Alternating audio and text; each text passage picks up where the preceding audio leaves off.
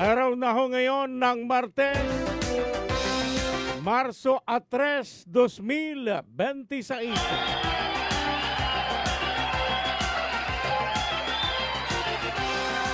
Ispiras na ho ng anibersaryo ng pagkakatatag ng lungsod ng Puerto Princesa.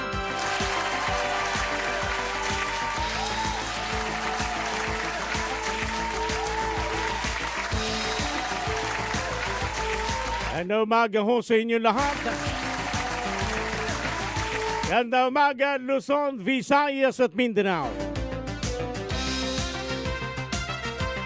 Muling lumakas ng bahagya yung pong amihan. Pero yan ho'y dyan po sa bahaging extreme northern Luzon.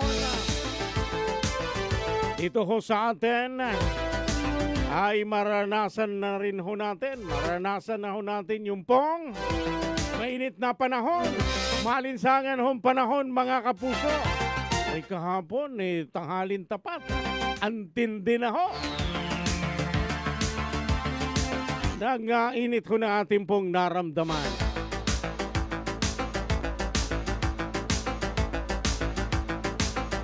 Mas lalo hong tumintindi yung pong bakbakan, yung giyera dyan po sa bahaging gitnang silangan. Mga kapuso, kaya inihayag na ho ni Secretary Garen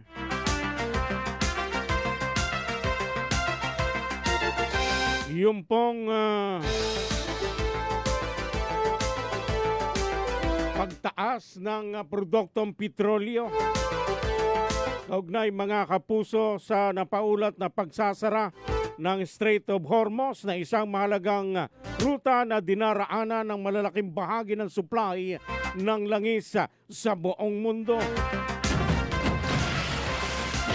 Kaya asahan ho mga kapuso yung unti-unting pagtaas. Pagkano itataas ngayon? Halos sa 2 piso kaagad sa gasolina. Bagamat hindi niya direktang sangkot ang Pilipinas sa nangyayaring tensyon, yan po sa gitnang silangan apektado ito ang inaangkat na mga produktong petrolyo ng ating pong bansa.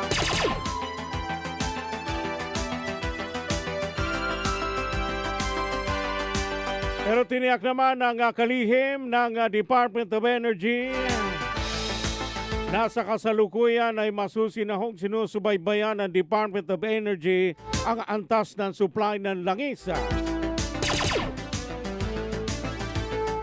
Ayon po sa kalihim, prioridad nila ngayon ay matiyak na may sapat na supply ng langis ang bansa upang maayos at mabalanse yung supply sa ating pong bansa.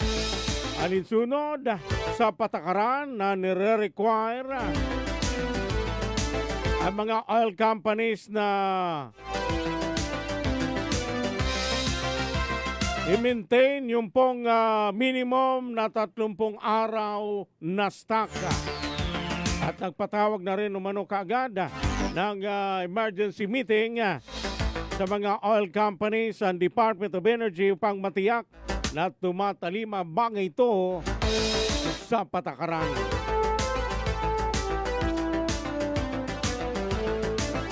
Mga kaibigan, sa ngalan ho ng aking pong partner sa bahaging teknikal, Super Lolito Tulitsa Suiza.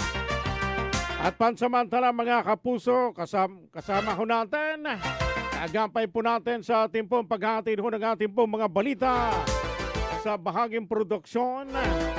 Kasama po natin sa production side si Super Wilmar Abraya. Ako naman ho mga kaibigan si Super Rodel Guzman, wala hong kinikilingan, walang pinoprotektahan. Labanan ho ang fake news, dapat totoo.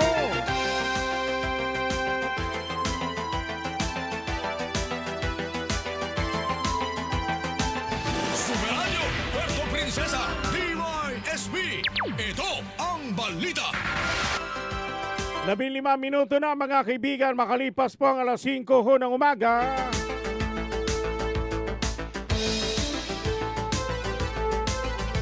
mayroon na hong isang Pinay ang namatay, mga kapuso.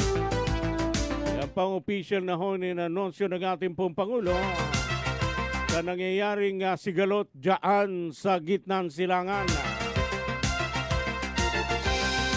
Iba talaga ang Pilipino, ano ho? Yan dahil sa kanyang pagpuprotekta, sa kanyang inaalagaan, ano ho? Yung Pilipina, yung pong nadisgrasya at namatay sa nangyayari ho dyan na sigalot sa gitnang silangan.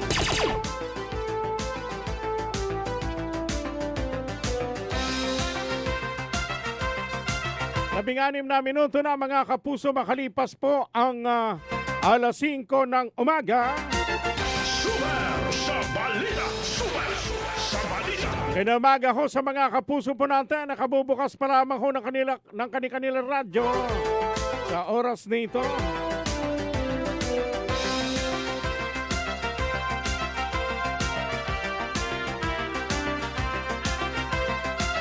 Abay, diniklara kahapon ng House Committee on Justice na may sapat na forma o sufficient in form ang dalawang impeachment complaint laban ho sa Vice Presidente ng Republika ng Pilipinas, Sara Duterte. Kasunod nito ay naprobahan din ng komiteng kaapat na reklamo. At ngayong Martes, nakatakdang pagbutuhan, mga kapuso, ng komite ang sufficiency in substance sa third at fourth impeachment complaint. Isinantabi ng komite, mga kapuso, ang unang complaint sa gitna ng mga question kaugnay sa posibleng paglabag nito sa one-year bar rule. Ano ho? Ang unang impeachment complaint ay inihain ng Makabayan Block noong Pebrero 2. Ang ikalawang impeachment naman ay inihain noong Pebrero 2, pero binawi ito ng mga complainant at endorser sa pagdinig kahapon bago talakayin ang sufficiency in form ng mga reklamo. Magugunita, mga kapuso, doon po sa naging desisyon ng Korte Suprema noong Hulyo 25 ng nakalipas na taon, ay nilinaw na walang anumang impeachment ang maaaring ihain bago ang Pebrero 6 sa one-year bar rule, at ang paghain ng Makabayan Block na reklamo noong Pebrero 2 ay isang uri ng paglabag dito. Kaya baka ho natin, mga kapuso, mamaya pagbubutahan na muli. Mayroon bang sufficiency in substance, yung pong isinusulong na yan, mga kapuso, na impeachment laban ho sa pangalawang Pangulo, Vice President Sara Duterte. DYSP Super Radio Balita. Mga kapuso, punta na ho natin ang iba pa sa ating pong mga nakalinya ng mga balita. Super Radio Puerto Princesa, DYSP. Ito ang balita. Ngayon pong araw ho ng Martes.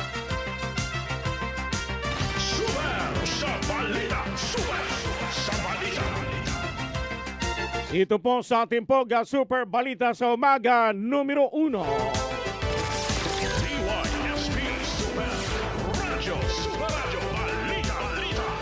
Hindi umanong palalampasin ni 2nd District Congressman Jose Chavez Alvarez ang pagsama sa kanyang pangalan sa mga manoy binigyan ng mali-malitang pera mula sa kickback sa flood control project. Sinabi ng kongresista na magsasampa ito ng kaso sa may kagagawan sa pagdawit sa kanyang pangalan. Sa ngayon, inihahanda na mano ng kanyang mga abogado ang reklamo na kanyang isasampa dito sa lungsod ng Puerto Princesa. nandyan ako kahapon, mag-file tayo ng kaso para pumunta sila dyan. Marinig naman natin kung sino nagsabi sa kanila. Ginagawa na yung complaint kasalukuyan. Kahapon ko lang na-meeting yung abogado. Kasi dyan ko isasampa sa puerto. Kasi congressman ako dyan eh. Nakakahiya yung ganyan na. Akala na lang ng mga kababayan natin, totoo. Super sa balita! Super sa balita! Mga kaibigan, agatinig ng kinatawan ng Calauan Distrito ng Lalawigan ng Palawan, Congressman Jose Chavez Alvarez. DYSP Super Radyo Balita!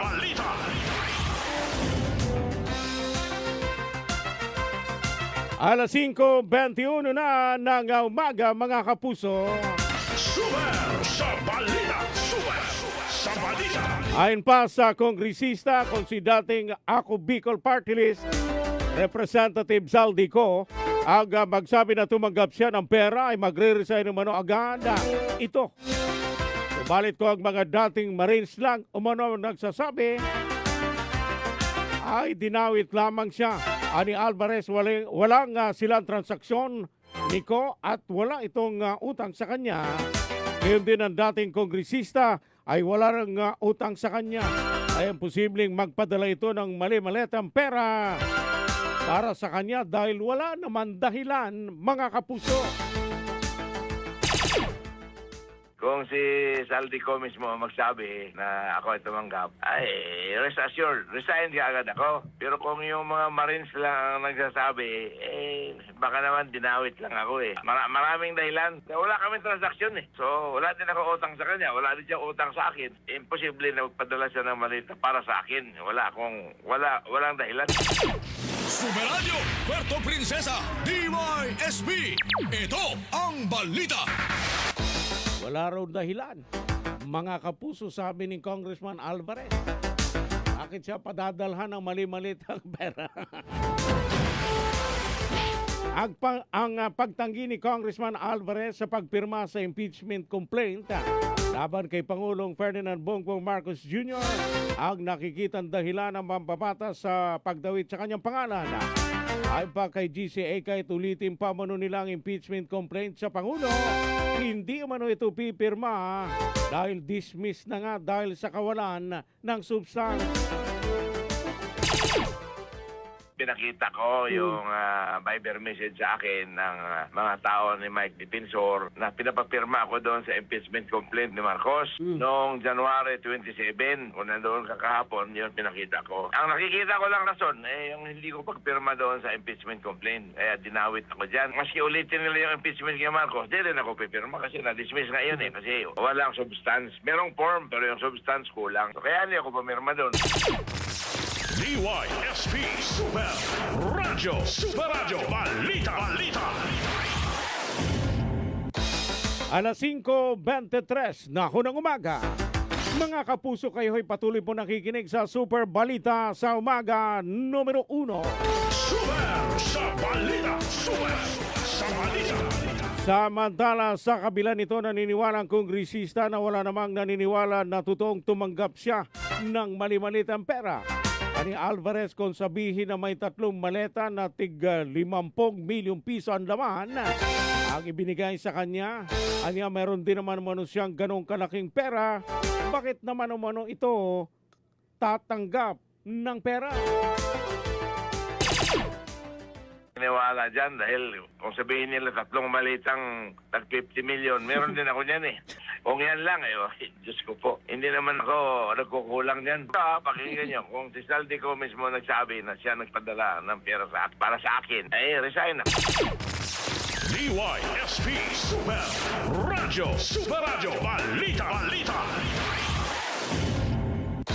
Dinig niya. Mayroon naman gano'n ang ating pong kongresista sa Calauan Distrito ng Palawan. Kung si Saldico raw nagsabi, siya magre-resign bilang kinatawan ng Palawan sa Kongreso.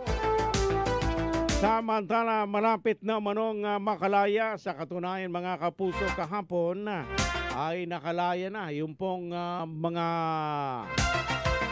mangingisdang Palawenyo na nakulong ho dyan sa bansang Malaysia. Alas 5:25 na ng umaga mga kapuso.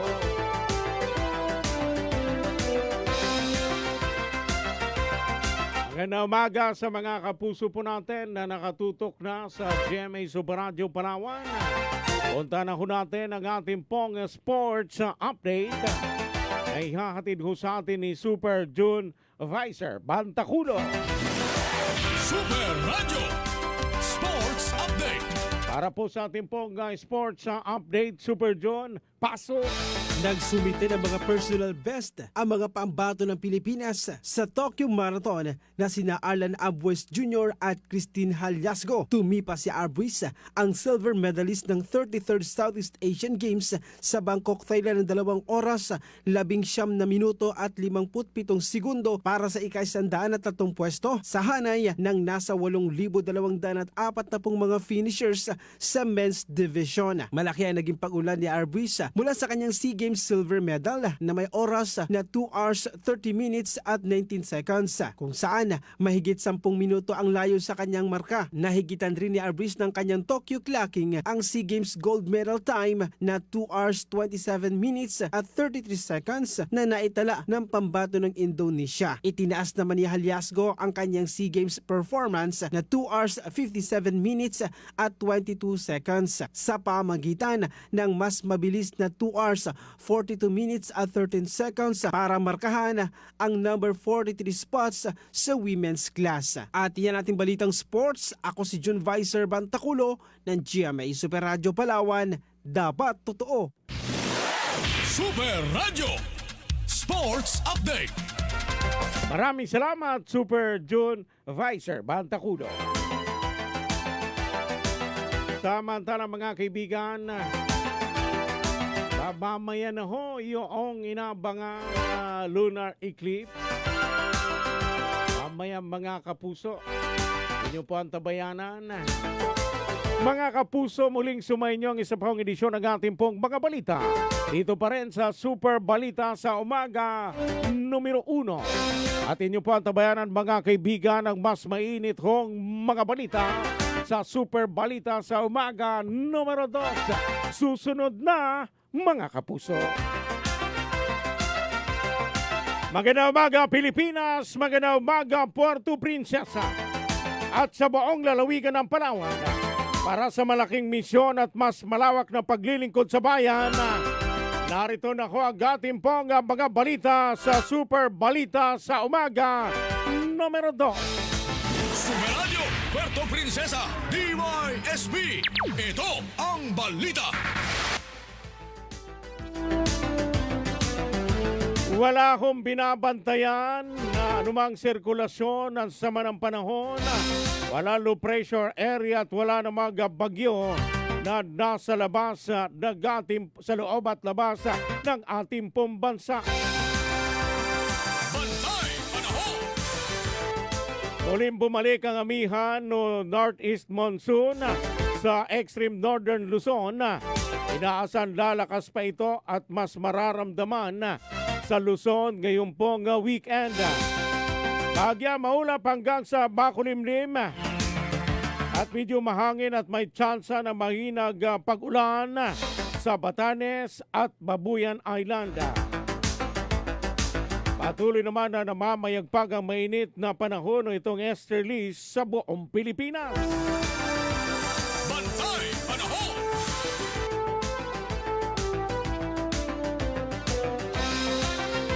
Ang buong Visayas, Palawan, kasamang Isla ng Kalayaan at Occidental Mindoro ay makakaranas ng bahagyang maulap hanggang sa maulap na kalangitan na may mga kalat-kalat na pag-ulan, pagkulog at pagkidlat ng dahil ho sa easterlies.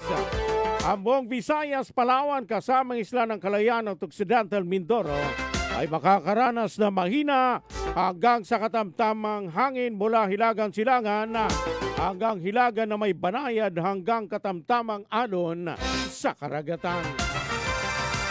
Bantay Panahon. Super sa balita! Super sa balita! At inaasahan mamaya mga kapuso yung pong lunar eclipse mamayang gabi.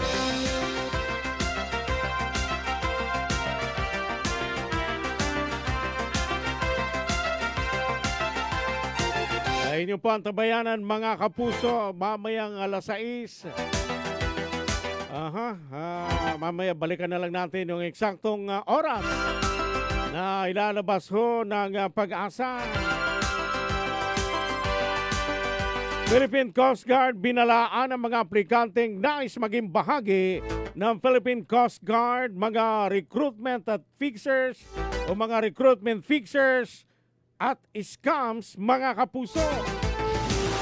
Super Radio Local News. Hanggang ngayon, mayroon pa rin palang ganon. Alamin ko natin ang detalye ng balitang yan si Super June Vicer Bantaculo.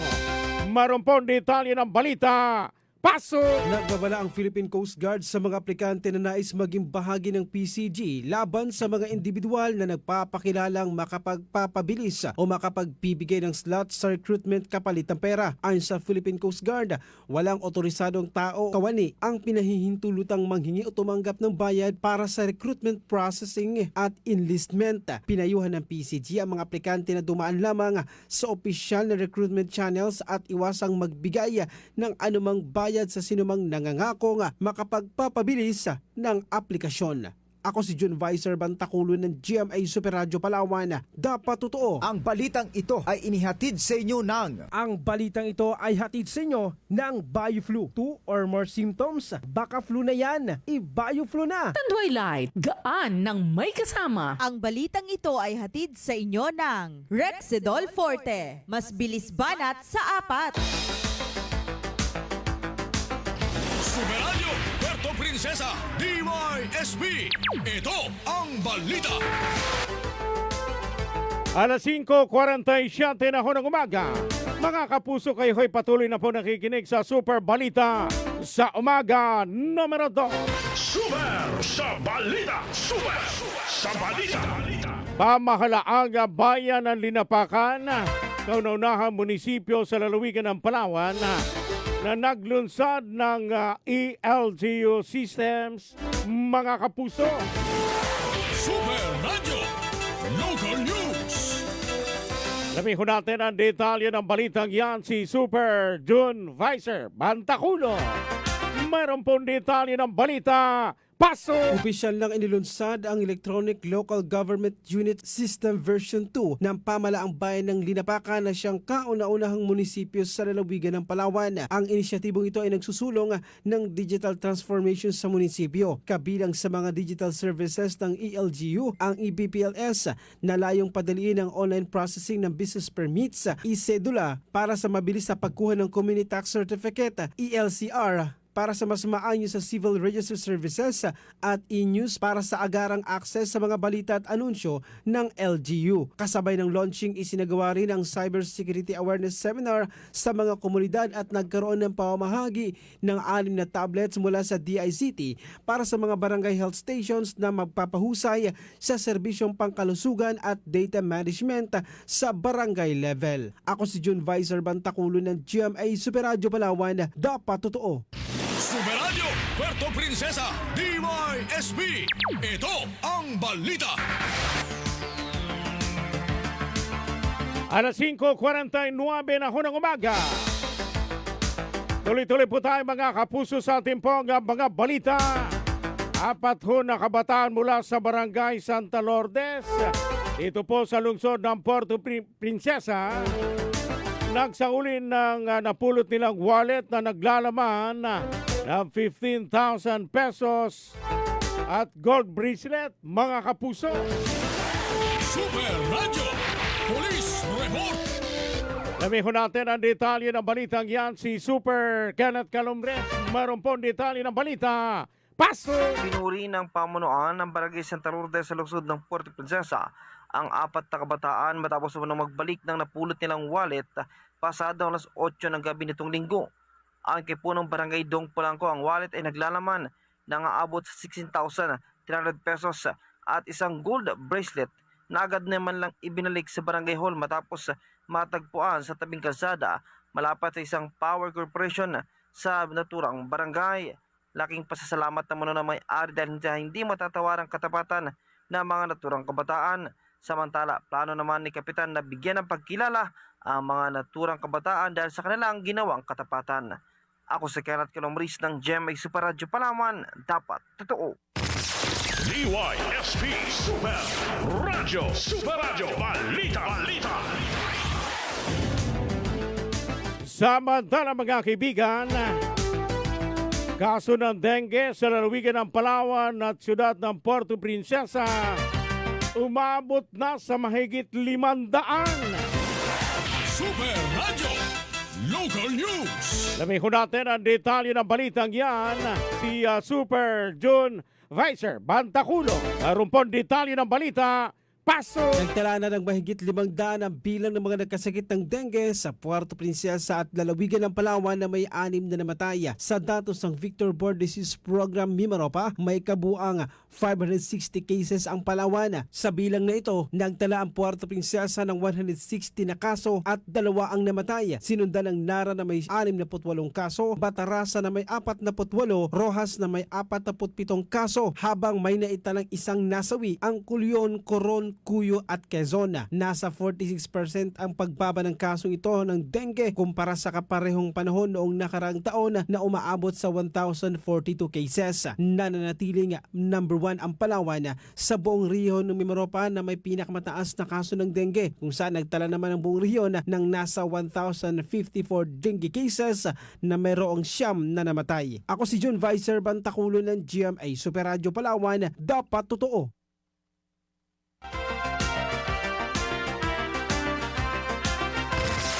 DYSP Super Radio. Super Radio Balita. Balita. Alas 5:52 na ho ng umaga. Super Radio Puerto Princesa. DYSP.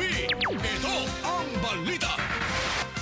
Samantala, suspek sa pananaksak o suspek sa insidente ng pananaksak na naganap yan po sa Brooks Point, Palawan, hawak na ng mga otoridad.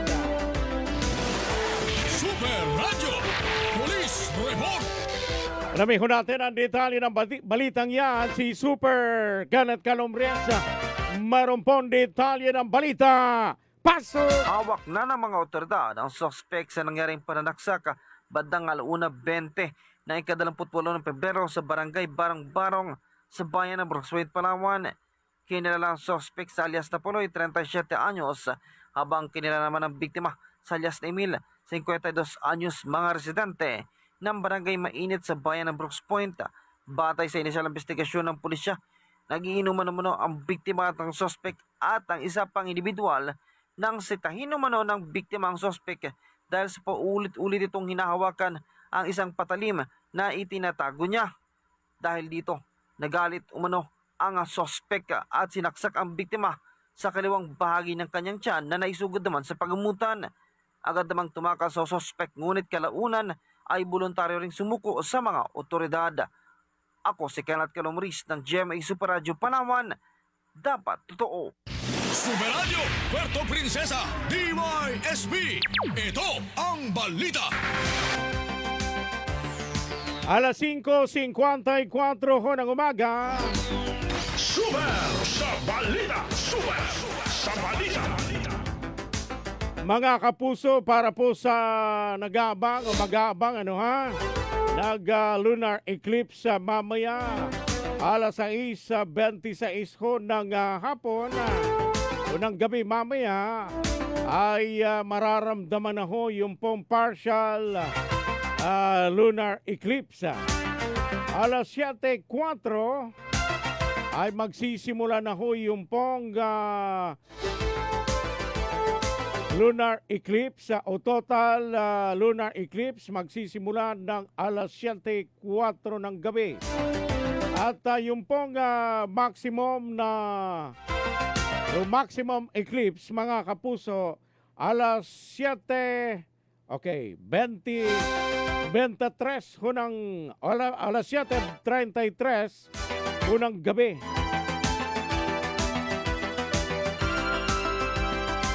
Mamaya sa mga mag-aabang,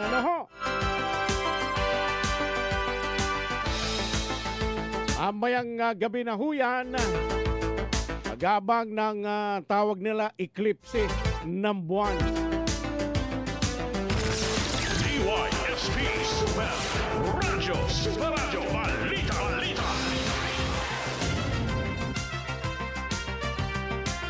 Ganda umaga ho sa mga kapuso po natin dyan po sa Tubataha. Maaga pa lang daw ho nakatutok na ho sa atin at ganun din kay Ma'am Sally Garibay sa kanyang karinderya. Umaalingaw-ngaw na ho ang kanyang radyo. Ganun din sa mga kapuso po natin dyan po sa Barangay Siksikan.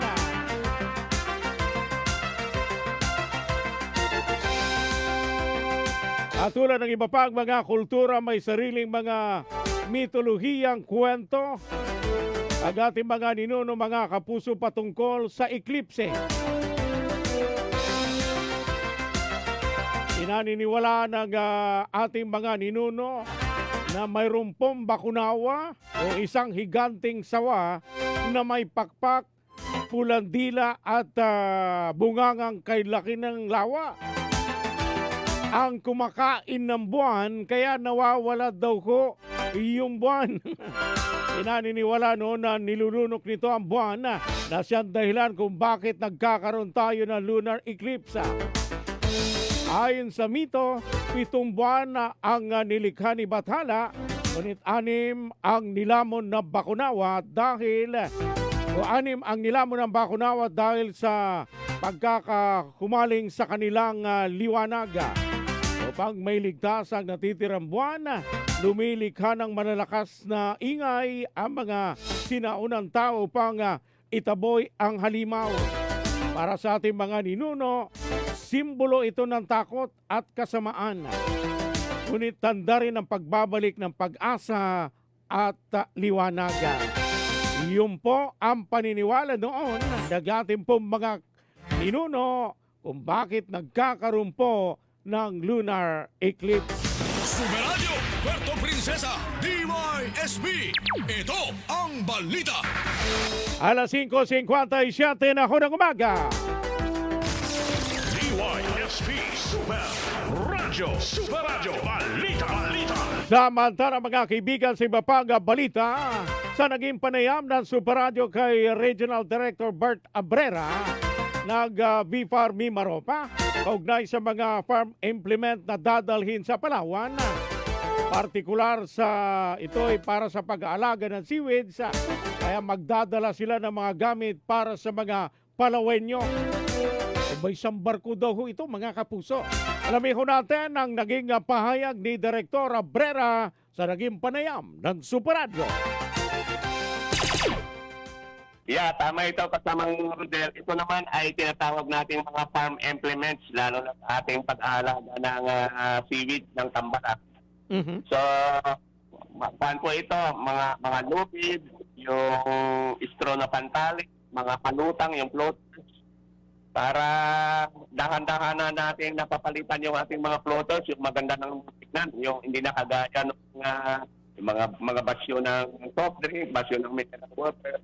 Alam niyo mo yun, kuwan tayo dyan kaya kumikita na yung ating mga seaweed farm. Pati maganda pang nice looking pa yung ating mga seaweed farm na ating ginagawa dyan sa Palawan. Super Radio Puerto Princesa DYSP. Ito ang balita. Mga kapuso, inyo pong napakinggan ang sariling atin. Ano ho? Ang Regional Director ng BFAR Mimaropa. Super sa balita. Super sa balita. Sa naging panayam po ng Super Radio Regional Director ng BFAR Bert Abrera. Saglit na ho mga kapuso, magkukomersyal lang ho kami. Huwag ho kayong aalis, babalik pa rin po ang ating pong mga balita. Balikan ko natin mga kaibigan ng ating pong mga balita. DYSP Super Radio Balita. Dito pa rin sa Super Balita sa umaga numero 2. Super sa balita.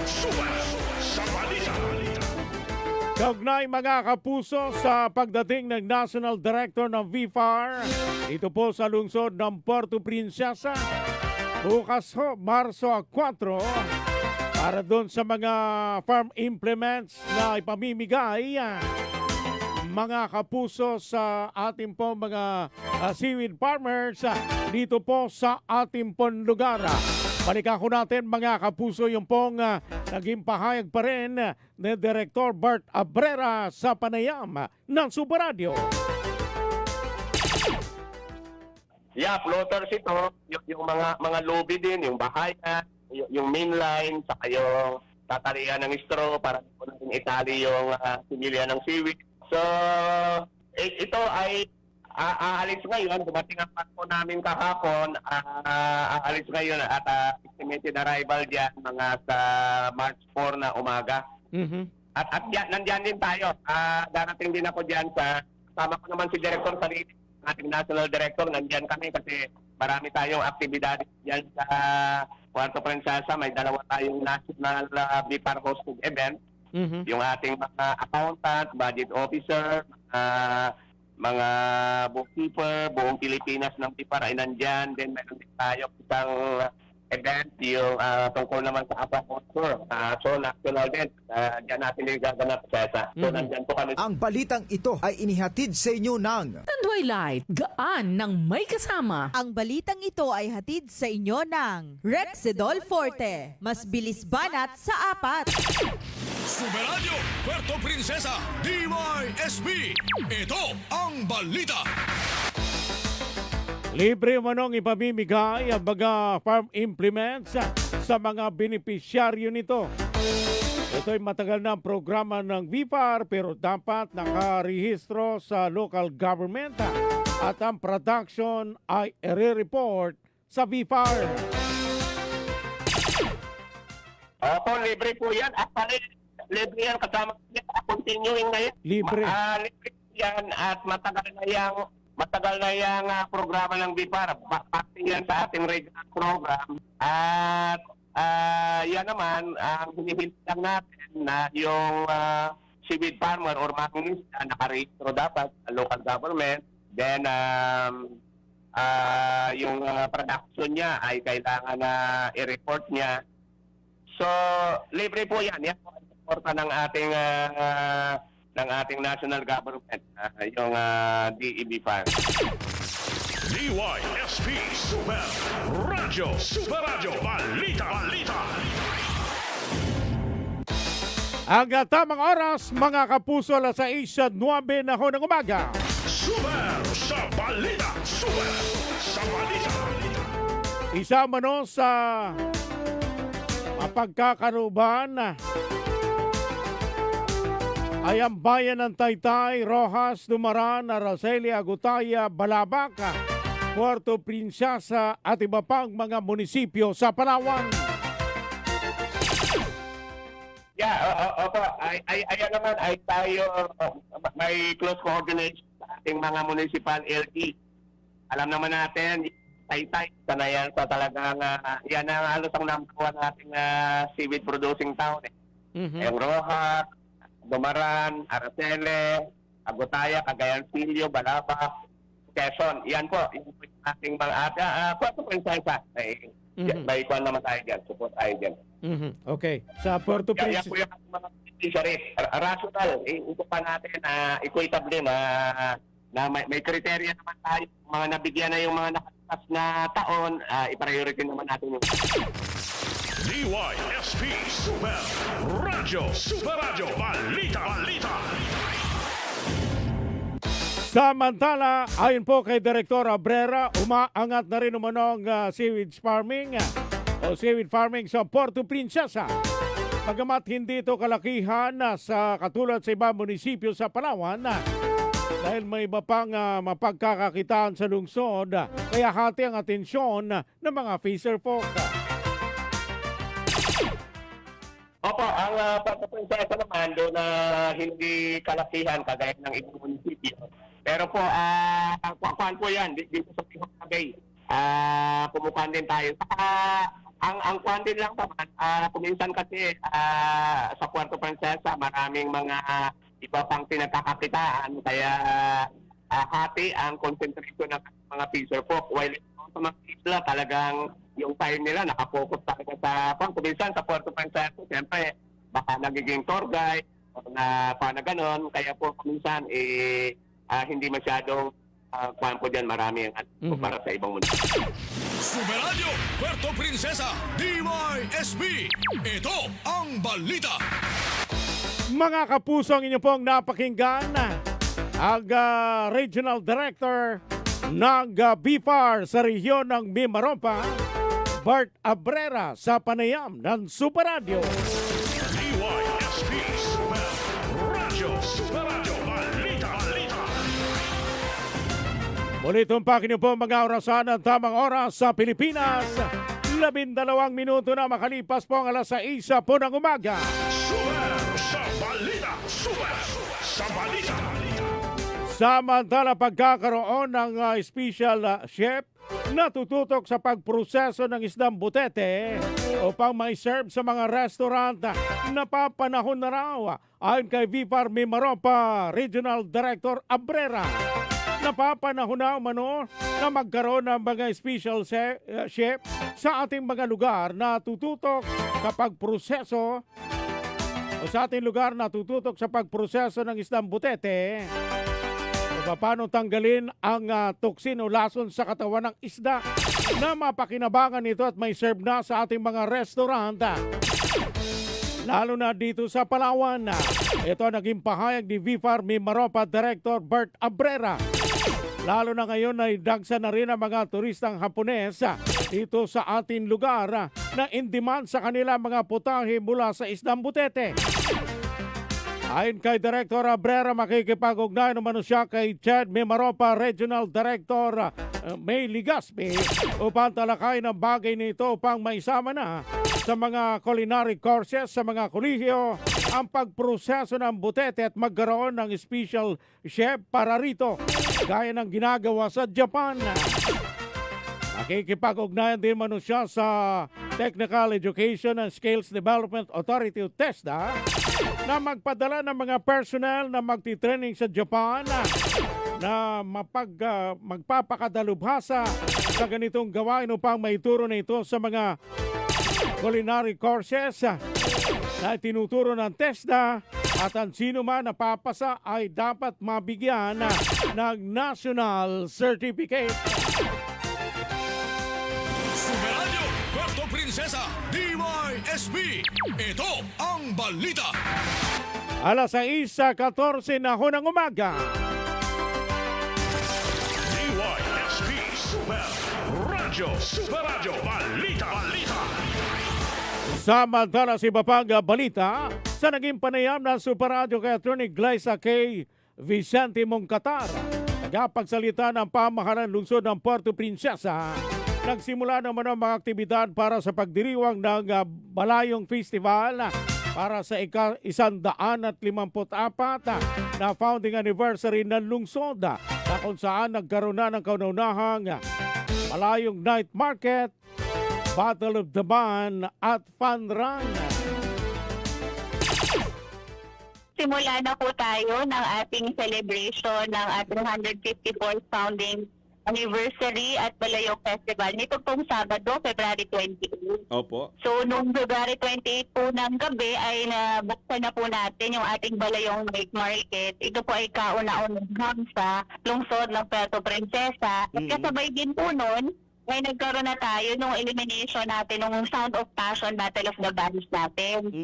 Kahapon naman po, sinimulan natin yung ating celebration ng sobrang agang fun run in partnership po with Park Fun Run Organization. So, nangyari po yun sa ating RVM Sports Complex, Balayong Park, ng 5 a.m. kahapon. Super sa balita. Super sa balita. Mga kaibigan, ang inyo pong napakinggan ang tinig ni Attorney Glyza K. Vicente Moncatar. DYSB Super Radyo, Superadyo, balita. Yung pong tagapagsalita ng pamahalaan lungsod ng Puerto Princesa. Super sa balita. Super sa balita. Samantala mga kaibigan, sa kaugnay pa rin balita, nagkaroon din umano ng Coronation Night kagabi para sa binibining sexy na mayroon po 15 contestant na ginawa dyan po sa Balayong People's Park, mga kapuso. Monday, mamayang gabi po ay ating coronation night na ng ating binibining sexy. So iniimbitahan po natin yung ating mga kababayan Ilang mga na sexy manood yan? po at makiusang. Ano po? Ilang mga sexy po ang magtatagisan ng paseksihan sa Coronation Night mamaya, CIO, ma'am? Sir June Fred, meron po tayong 15 binibining sexy. Kaya iniimbitahan po natin ang ating mga kababayan na sumuporta at subaybayan ang ating coronation night. Opo. Doon po yung panggiwari sa ating Balayong People's Park Activity Center. DYSP Super Radio. Super Radio. Balita. Balita. Pilipinas, ang tamang oras, alas 6:17 na ho ng umaga. Super sa Balita. Super sa Balita. Mga kapuso, kayo ho'y patuloy pa rin po nakikinig sa Super Balita sa 909 numero 2. Superadyo, Puerto Princesa, DYSP. Ito ang Balita.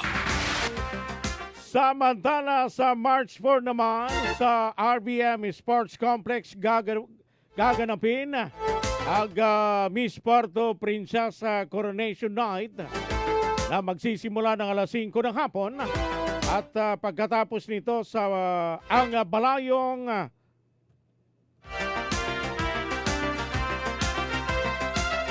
Balayong Music Festival na may inimbitahan pang mga sikat na banda, mga kapuso.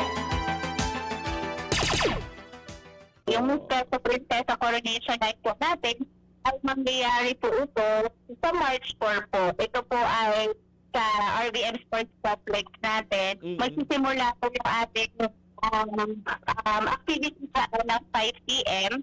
at bandang alas 10 po ng gabi matapos koronahan ang ating mutya ng Puerto Princesa, mangyayari po yung ating Balayong Music Festival kung saan yung ating pong inimbitahan ang Cup of Joe ay makakasama natin sa ating celebration po.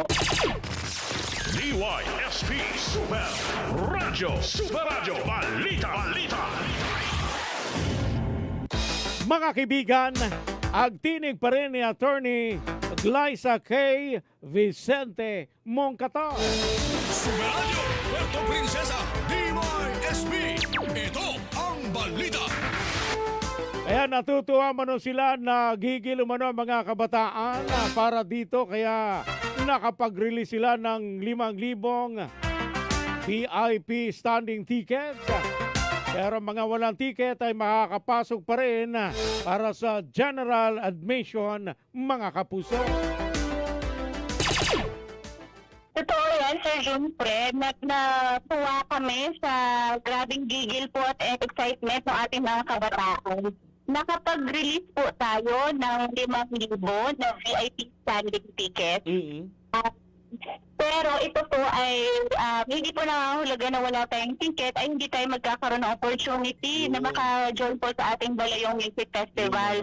Dahil yung buong RBM Sports Complex grounds po natin ay i-convert po natin as a concert ground po. Kaya sa lahat ng mga hindi nakakuha ng mga VIP tickets po natin, kayo po ay makaka-request po sa ating general admission. At yun po, wala na pong ticket yun. Open for all na po yun. Samantala mga kaibigan, sa kaugnay pa rin home balita, may mga isinagawa na rin mano silang coordination meeting para sa patutupad na seguridad sa naturang aktibidad, kaya umaasa silang magiging maayos at ligtas ito, mga kapuso, para sa lahat. Opo, totoo po yan. Nagkaroon na po kami ng 3 coordination meeting po para sa ating Balayong Music Festival. Napag-usapan po natin doon yung ating mga security concerns, mga dapat po nating i-take into consideration na mga feedback din po na nakuha natin mula sa last year na Balayong Music Festival po natin. Kaya umaasa po tayo na mas maging maayos, mas magiging safe, mas magiging ligtas yung ating Baliw Music Festival para po sa lahat ng ating mga kababayan. Oo. Magpapalabas din po ang ating opisina ng mga rules at guidelines po natin para sa konsyerto. Kasi as much as gusto nating mag-enjoy ang lahat, gusto po natin na maayos ang pag-enjoy po natin. Super sa balita! Super sa balita!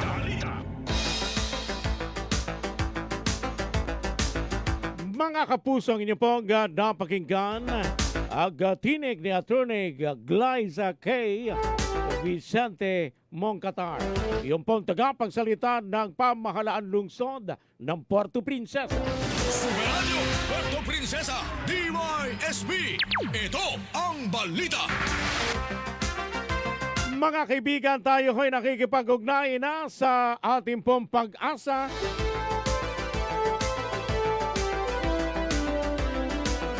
Pag-asa Station dito po sa Lalawigan ho ng Palawan at sa siyudad ng Puerto Princesa. Maki-update muna ho tayo. Lagay ho ng ating pong panahon ay yung pong araw ho ng Martes, Marso 3, 2026.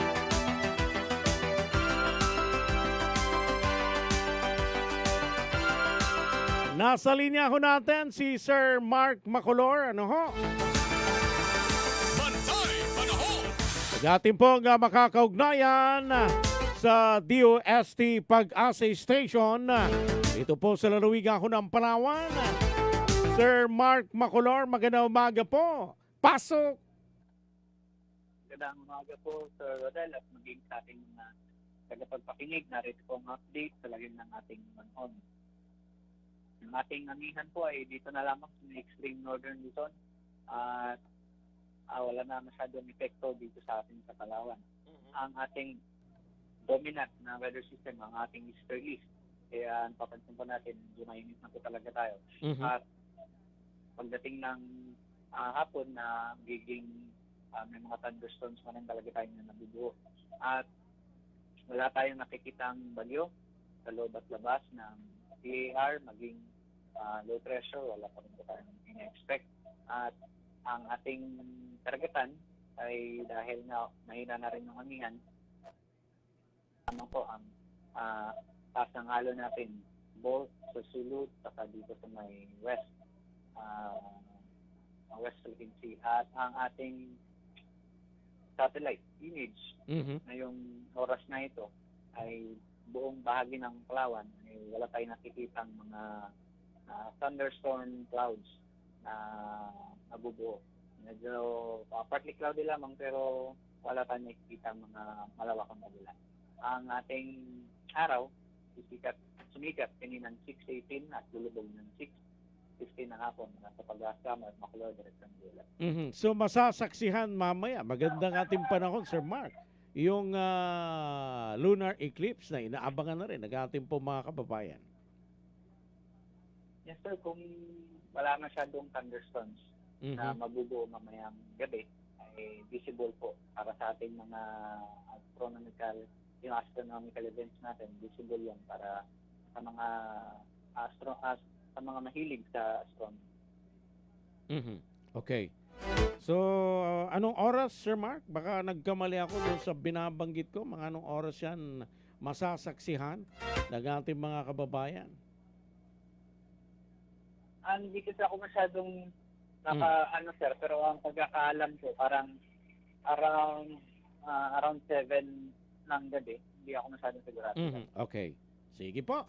Maraming salamat, Sir Mark, sa inyo po dyan sa DOST Pag-asa, Puerto Princesa. Salamat po, sir. Bantay panahon. Si Sir Mark Macolor, nag-DOST Pag-asa, Puerto Princesa. Tinitingnan ko ho dito doon sa inilabas na ulat ng Pag-asa Central Office. Okay, makikita sa Pilipinas yung pong lunar eclipse mamaya. Ganun din sa Asia, sa Australia at iba pang bahagi ho ng mundo. Ngayon pong 2026 mga kapuso, dalawang lunar eclipse ang ating pong mararanasan. Ano ho? Yung isa, ngayon pong March 3 o mamayang gabi, total lunar eclipse. Ang kasunod niyan mga kapuso, ngayong taon din po, Agosto 27 hanggang Agosto 28. Partial lunar eclipse. Ano ho? So dalawa yung pong lunar eclipse na ating pong masasaksihan ngayon pong taon. Abay, bispiras at kapiestahan pa ng kuyo. Doon kila Super Wilmar, San Agustin. Yung pong partial lunar eclipse na muling masasaksihan. Kung ngayon po o mamaya ay total sa Agosto 27 at 28 ay partial lunar eclipse. Ang susunod naman ho na total lunar eclipse ay mangyayari sa December 31, 2028. Kaya sa ating po mga kababayan, panoorin po ninyo. Saksihan po ninyo mamaya yung pong magaganap pong lunar eclipse. Ligtas ho itong tingnan. Gamit ang yung ordinaryo ho nating mga salamin, okay lang yan. O yung kahit walang salamin. Kahit sa pamagitan lang ng ating mga mata. Hindi na ho nangangailangan ng special pa na salamin o ano pang gadget katulad ho ng ginagamit ho pag mayroon pong solar eclipse. Sumeranyo, Puerto Princesa, DYSB. Ito ang balita. Yan ho'y bahagi lang ho sa ginawang out of town session ng Sangguniang Panlungsod na ginawa po dyan sa Barangay Bahilo. Sumeranyo, Puerto Princesa, DYSB. Ito ang balita. At yan ang mga balitang dapat ninyong malaman ngayong pong araw ho ng Martes, Marso 3, 2026.